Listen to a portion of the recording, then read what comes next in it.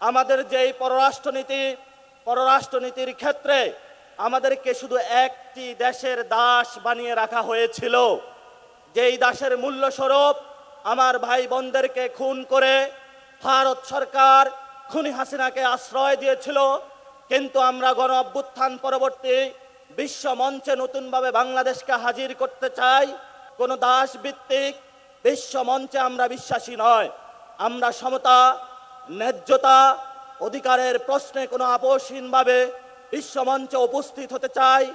আমরা আমাদের এখানে রোহিঙ্গা সংকট থেকে শুরু করে গাজা সংকট, কাশ্মীর সংকট, ইয়ামিন সংকট থেকে শুরু করে বিশ্বের যে জায়গায় নিপীড়িত মানুষ রয়েছে তাদের সাথে আমাদের পররাষ্ট্রনীতির প্রথম ধাপ সংযোগ হবে।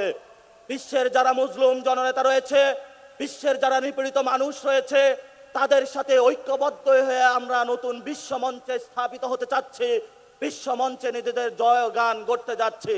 আপনারা জানেন বাংলাদেশে আমরা গত 50 বছরে কোনো একটি দল বলি, দুটি দল বলি, সংবিধান বলি, সর্বক্ষেত্রে এক বা দুইটি দেশ বা তিনটি দেশ বা বিদেশি সাহায্য নির্ভর বা জাতিসংঘের যে সিকিউরিটি কাউন্সিল রয়েছে সেগুলোর বাহিরে গিয়ে পৃথিবীতে অন্যান্য রাষ্ট্র যে বিরাজ করে সেই বিরাজমান রাষ্ট্রগুলোর সাথে আমরা কখনো সম্পর্কের ভিত্তিতে নতুন একটি দেশ যে চিন্তা ভাবনা করতে পারবো তা পলিটিক্যাল যারা কমিউনিটি রয়েছে, রাজনৈতিক নেতৃবৃন্দ রয়েছে তাদের মধ্যে সেই মনোযোগতে আমরা কখনো সেই শুভবুদ্ধির উদয় দেখি নাই।